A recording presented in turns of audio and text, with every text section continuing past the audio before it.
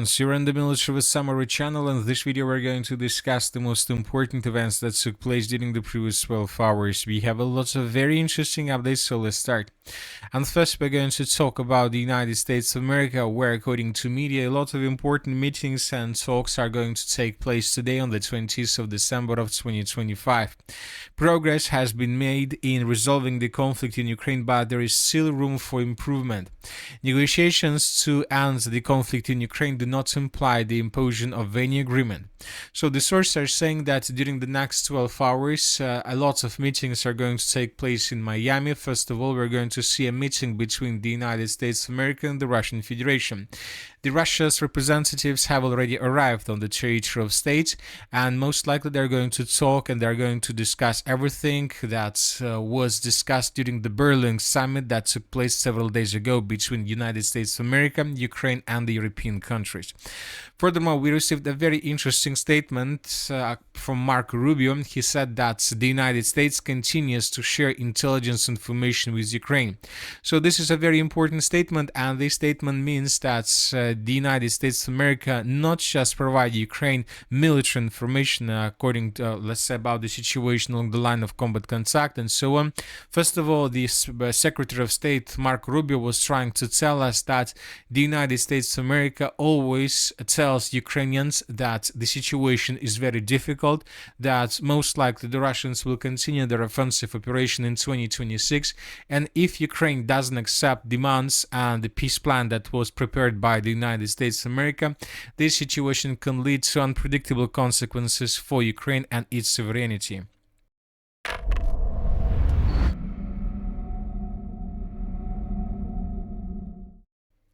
Furthermore, during the previous 12 hours, another important statement was made by the US authorities. According to information we have, peace is the best option for all sides. US Permanent Representative to NATO Matthew Whitaker declared that continuing the Ukrainian conflict is a complete waste of time and that is very costly. I mean, it's very costly. That's why peace is the best option for all sides. You know, Russia is spending probably twice as much to continue this war. It's a complete waste of time. What's happening, Todd, is pointless, and that's why President Trump is adamant that the killing must stop and we need a peace agreement, and he insists and his team insists. Furthermore, he added that and emphasized that Ukraine must be ready to continue war in 2026 if they don't accept Russia's demands by the end of the 2025.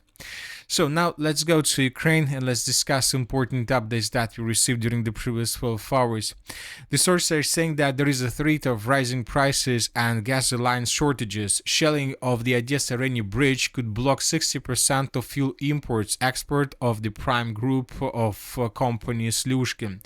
If the bridge in Mayaki is completely destroyed, it will be possible to get from Izmail to the rest of the Odessa region only through Romania. 60% of fuel is important to Ukraine through the Danube ports. So he's trying to tell us that the Russians are trying to destroy right now this bridge in the area of the settlement of Mayaki. We discussed the situation yesterday, and if Russians are able to destroy the bridge, then Ukraine will lose or up to 60% of fuel import, and obviously this is a not very good situation, not just for civilians but also for the situation along the line of combat contact. As for this bridge in the area of the settlement of Mayaki, we received two reports from this area during the previous 12 hours. The first one is that the traffic on the bridge in Mayaki on the Odessa-Reni highway has been blocked after a series of strike. It's being closed for repairs. So the Ukrainians are saying that this bridge was closed.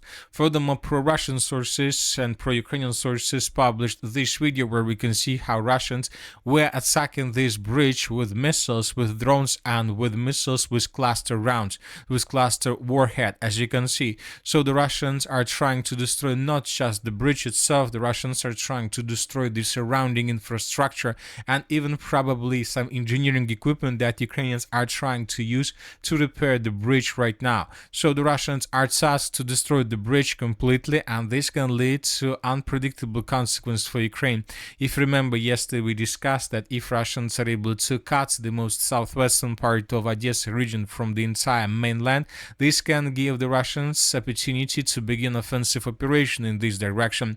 I'm sure that Russians found the solution how to cross the Black Sea and how to land enough of infantry in this area to establish complete control over this territory, of course with the support of Transnistria. So I don't think that this is a huge problem for Russians. It's just a matter of price, and it's just a matter of price they're going to pay for this.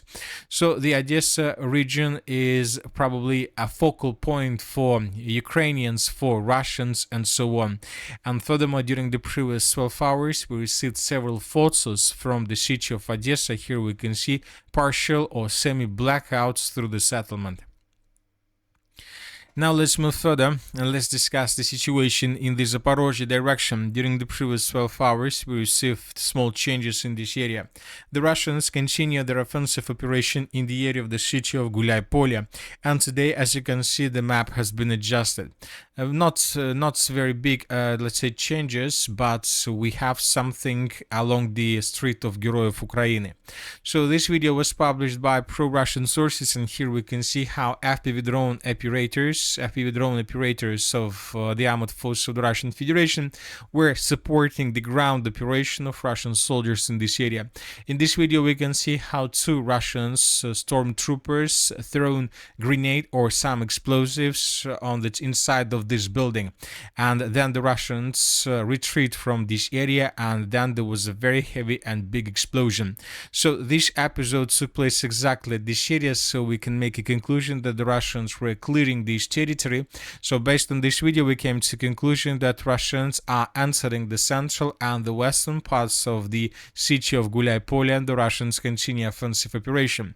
Furthermore, pro-Ukrainian sources stated that due to sabotage by some officers of the 102nd Brigade, there is a risk of losing Guliai-Polye. The fighters are being persuaded to abandon their positions, and activists are being sent Russian fakes. So the Ukrainians are trying to tell us that the situation is critical in this area, that the commanders of 102nd Defense Brigade ask their soldiers to retreat their positions and not to hold the lines, because most likely they understand that they have no chances to hold the city, to save control over the city of Guliai-Polye in coming days. And as we understand, the Russians are tasked to finish the battle for Guliai-Polye before the 2026 comes. A bit further to the north, there are still very heavy clashes for the, let's say, the river of Gaichul, for the Ukrainian side of the river.